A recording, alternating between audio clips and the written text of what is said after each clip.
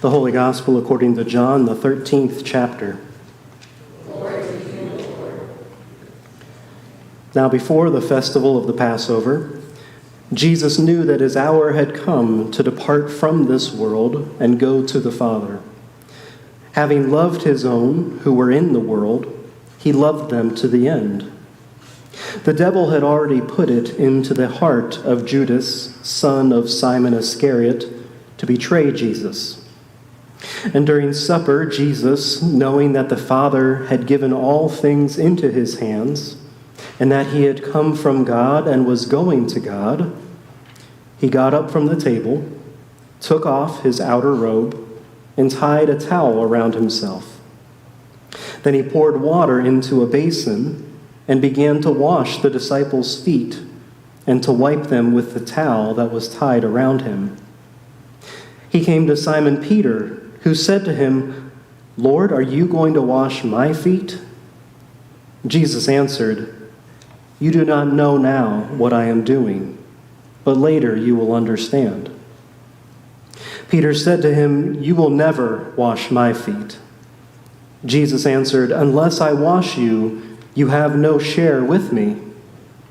Simon Peter said to him, "Lord, not my feet only, but also my hands and my head." Jesus said to him, "One who has bathed does not need to wash except for the feet, but is entirely clean. And you are clean, though not all of you." For Jesus knew who was about to betray him. For this reason he said, "Not all of you are clean." After he had washed their feet, had put on his robe, and had returned to the table, Jesus said to them, "Do you know what I have done to you? You call me teacher and Lord, and you are right, for that is what I am. So if I, your Lord and teacher, have washed your feet, you also ought to wash one another's feet. For I have set you an example, that you also should do as I have done to you. Very truly I tell you, servants are not greater than their master, nor are messengers greater than the one who sent them. If you know these things, you are blessed if you do them. Now the Son of Man has been glorified, and God has been glorified in him. If God has been glorified in him, God will also glorify him in himself, and will glorify him at once. Little children, I am with you only a little longer. If you will look for me, and as I said to the Jews, so now I say to you, where I am going, you cannot come. I give you a new commandment, that you love one another. Just as I have loved you, you also should love one another. By this, everyone will know that you are my disciples, if you have love for one another." The Gospel of the Lord. Praise to you, O God.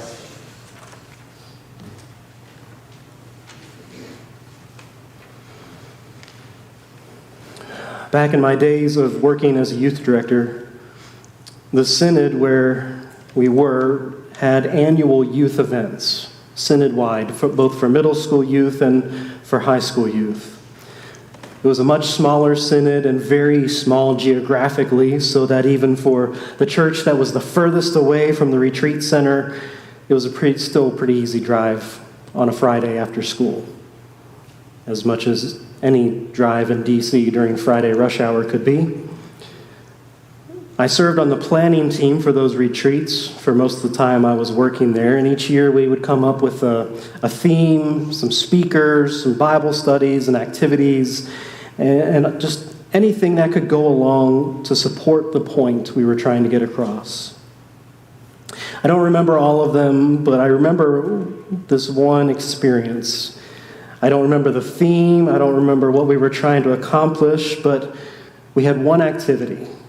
We wanted to get the youth to understand the reality of food insecurity and the injustice of who gets to eat and why around the world, or something along those lines. So during the whole retreat, we would mix up the youth, and we'd put them into small groups with different people they didn't know from churches all across the synod, and they would put up for it for the most part. They didn't always enjoy it, at least at first, but they would humor us, or at least do it because we told them to. But for the large group events, and for breaks, and for meals, they'd always get to go back to sit with their church groups and their friends. Okay, so for this one activity we did, this food activity, we did it during a meal. We had some tables in the dining hall where there was enough food. We had some tables in the dining hall where there was too much food. And we had some tables where there wasn't enough food. Our hope, as you're probably picturing, is that as they came in, they would recognize the disparities of how much food different people were getting and seeing that there was actually enough food across the whole place if they would share. I remember this experience because as we, as the adult leaders, stood at the door as the youth began to arrive, we started directing them and instructing them. And we said, okay, find your small group, get together. There's a table in there where your small group is assigned to sit, and then we're going to, and we couldn't even finish the instructions when I heard this voice from the middle of the group. This youth just shouted out, "Oh man, don't mess with our meals. We have to be with our small group the rest of the weekend. Just let us sit with our friends. Oh man, don't mess with our meals." Well, we made them do it anyway. And the tables where there was enough food, well, they just ate as normal. And the tables that had all so extra food, they ate it all, like in real life. And then the tables where there was not enough food, the kids were hungry and annoyed with us. And it seemed to help our teaching point, but no one seemed to care at that point. But nonetheless, what I learned, other than to never do that again, was that meal times were important. For those youth and for their adult leaders, after being separated into different groups for part of the day, they valued and desired that time to be together again. And for them, that mealtime was a central place for that to happen. And they didn't want us messing with it. I think that can be the case in many different places, in many different ways. It's been a minute since I've been in that environment, but think about school cafeterias. That's a time when friends and peers who have been apart for a while, a whole couple hours, now have an opportunity and time to come back together again. If you're in class, you're counting down the minutes till you're freed and can go gather with friends and eat your lunch. It's usually a meaningful time. And it's also a time where you see the dynamics of a community on full display, right? There are the hierarchies of who eats with whom. You know where you are welcomed and you know where you're excluded.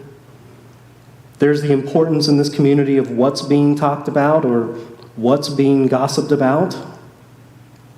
There sometimes might be judgment about what people are eating. Is it the school lunch? Is it the optional entree? Is it a packed lunch and what's in there? Or is it a free and reduced lunch? Or is it maybe nothing at all? And then Godspeed to that new student who's trying to navigate all of it and figure out where they can find a welcome and eat their food. You remember all that? All of these aspects go into revealing which communities or relationships in there hold power and which ones do not. And all those experiences are a microcosm of the larger world around us. Think about it if you've ever made a seating chart for a large event or a wedding meal. How do you go about assigning those seats?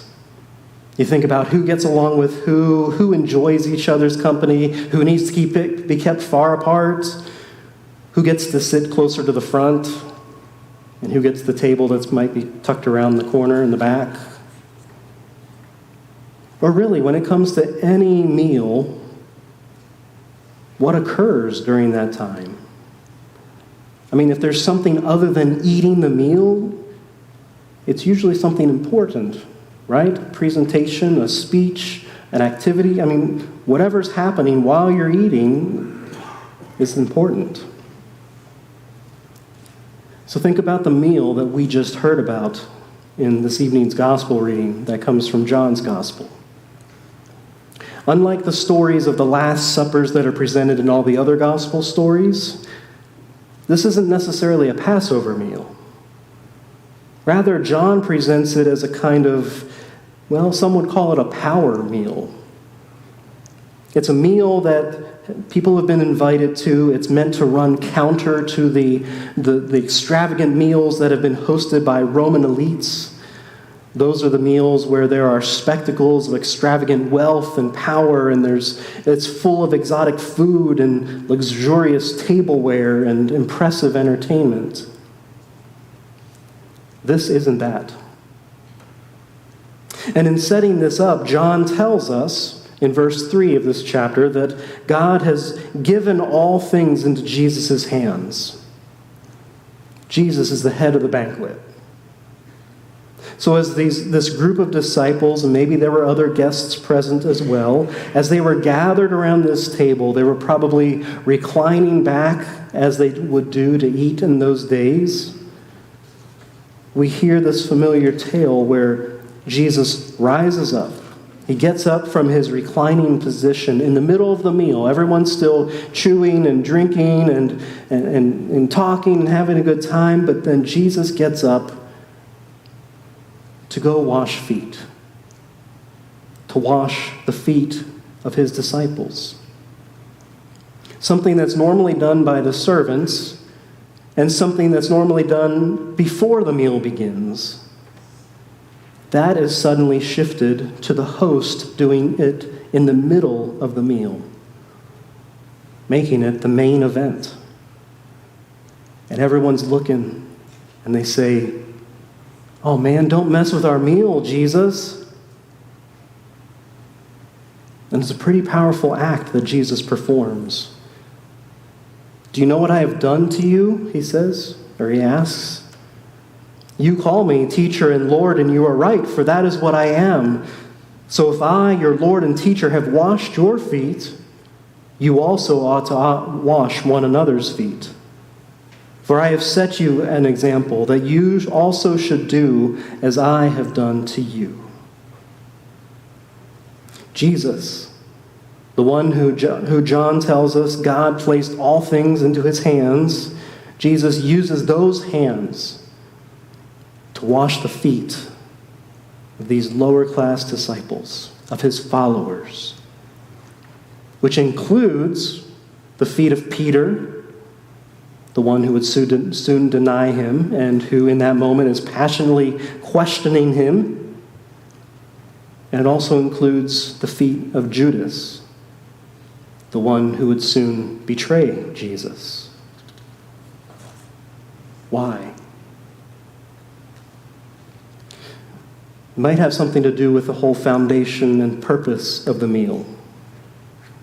In our reading tonight, John begins the story by saying, "Now before the festival of Passover, Jesus knew that his hour had come to depart from this world and go to the Father. So Jesus, having loved his own who were in the world, he loved them to the end." That's how we begin.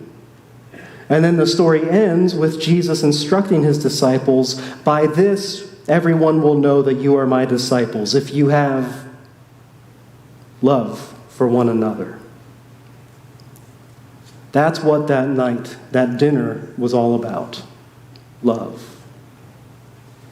And that's what this night and this meal is all about. Love. Holy Thursday, traditionally called Maundy Thursday, which comes from that Latin word mandatum, which means mandate.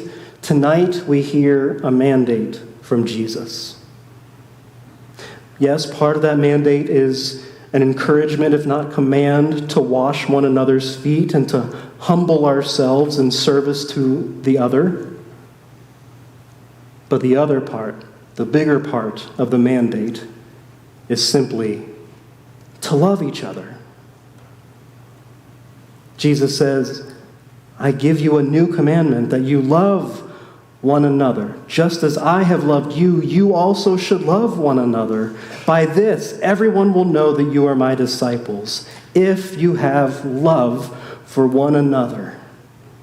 How many times does Jesus have to say it tonight? How many times has Jesus said it throughout his whole life and his whole ministry? Love one another.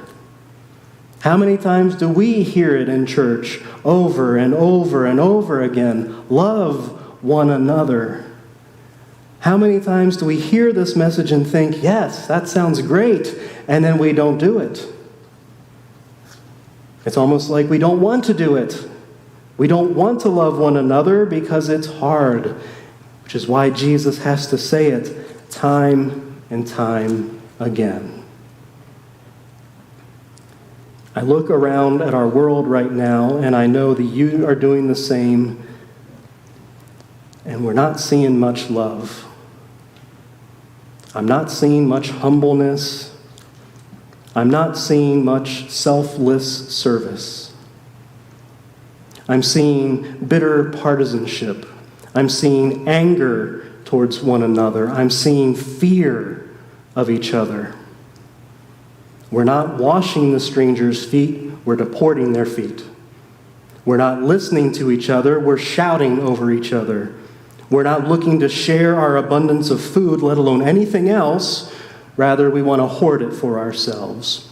We don't want to see the image of God in the diversity of human beings. We want everyone in humanity to look like us. And then we say we're doing it out of our Christian faith. But here again, in his final days, Jesus again says, I give you a new commandment, that you love one another. Just as I have loved you, you also should love one another. Love is what Jesus lived for. Love is what Jesus died for. Because the powerful of his day didn't like him doing that. They didn't like Jesus messing with their meals, and they didn't like him doing things that made him feel uncomfortable. But we gather this night to confess and live into this truth that Jesus taught and lived. The command, the mandate to love. May it be so. Amen.